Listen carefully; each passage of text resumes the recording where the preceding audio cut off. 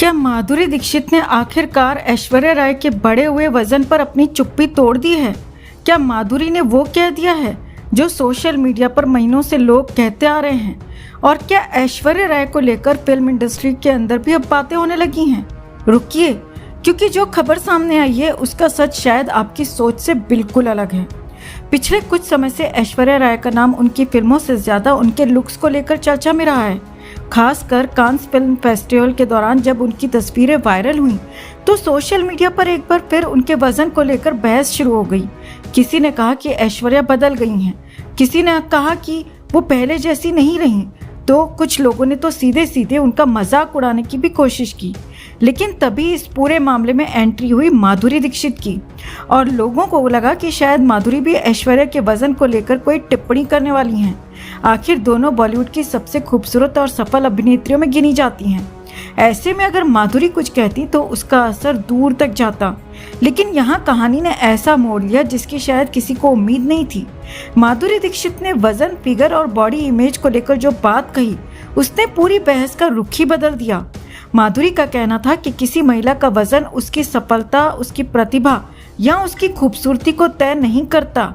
अगर कोई महिला अपने जीवन में सफल है, आत्मविश्वासी है और अपने काम में शानदार है, तो उसके शरीर का आकार चर्चा का विषय क्यों होना चाहिए? यानी जिस बयान को लेकर लोगों को लगा था कि शायद कोई तंज होगा, वो दरअसल एक मजबूत समर्थन बनकर सामने आया।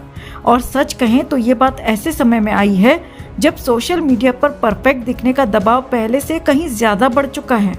फिल्म इंडस्ट्री में सालों तक एक्ट्रेसेस ने जीरो फिगर, फ्लैट टमी और परफेक्ट लुक्स के लिए क्या क्या नहीं किया, लेकिन अब तस्वीर बदलती नजर आ रही है।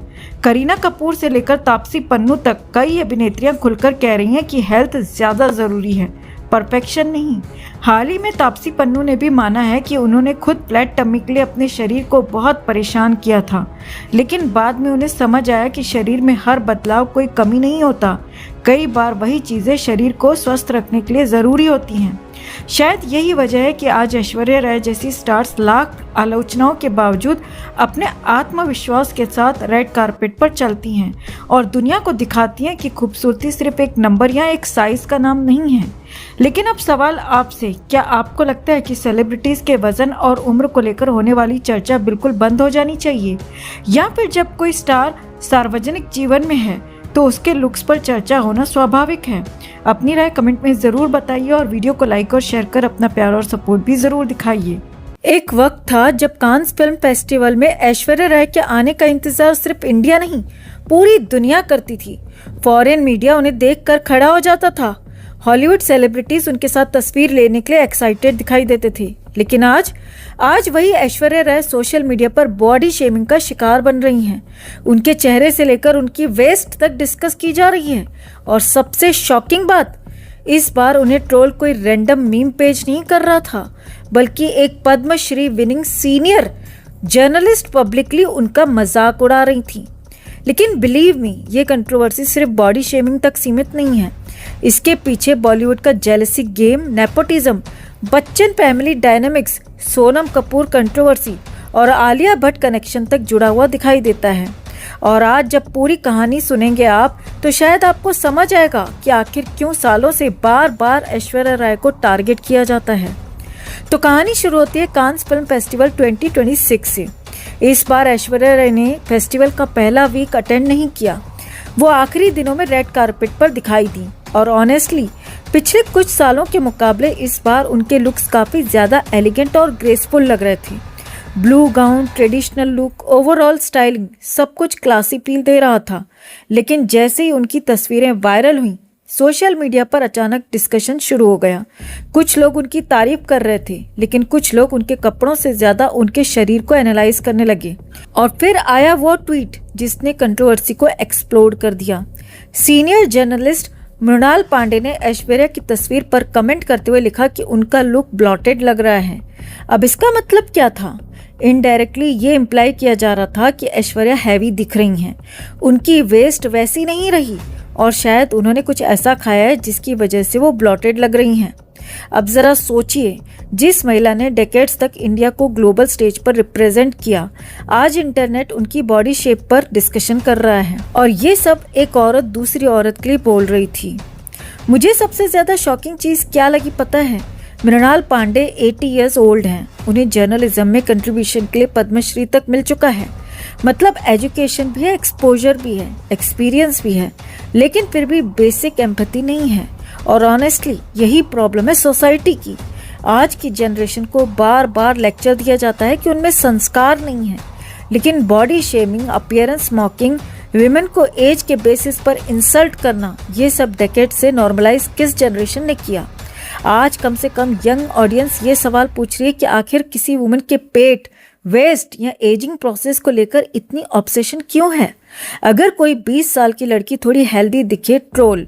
अगर 50 साल की वुमेन पहले जैसी ना दिखे, ट्रोल। मतलब विमेन लिटरली एग्जिस्ट भी कैसे करें सोसाइटी के हिसाब से? और शायद यही रीजन है कि लोग इस बार ऐश्वर्या के सपोर्ट में खुलकर सामने आए। लेकिन यहाँ एक और इम्पोर्टेंट लेयर है। ऐश्वर्या राय सिर्फ बॉलीवुड एक्ट्रेस नहीं है, उनका इंटरनेशनल प्रेजेंस इतना स्ट्रॉन्ग है कि कांस जैसे फेस्टिवल में उनकी एब्सेंस तक नोटिस की जाती है।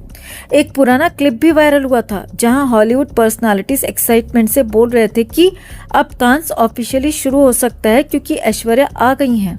और ये कनेक्शन आज का नहीं है। फ्लैशबैक 2002 फिल्म थी देवदास।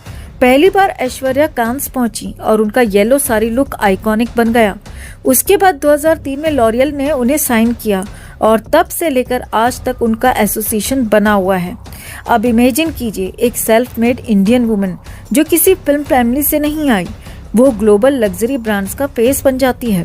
ऑब्वियसली इंडस्ट्री में कई लोगों को लगा होगा कि उन्हें रिप्लेस किया जा सकता है, और यहीं से शुरू हुआ साइलेंट कंपटीशन। अब आते हैं सोनम कपूर चैप्टर पर। सोनम भी लॉरियल से जुड़ी, वो भी कांस जाने लगी, लेकिन उस समय लोगों को एक चीज नोटिस होने लगी थी, उनका एटीट्यूड। करियर प्रॉपरली एस्टेब्लिश होने से पहले ही उनमें एक सुपीरियरिटी दिखाई देती थी। और फिर आया वो इनफेमस स्टेटमेंट जब सोनम कपूर ने ऐश्वर्या राय को आंटी बोल दिया।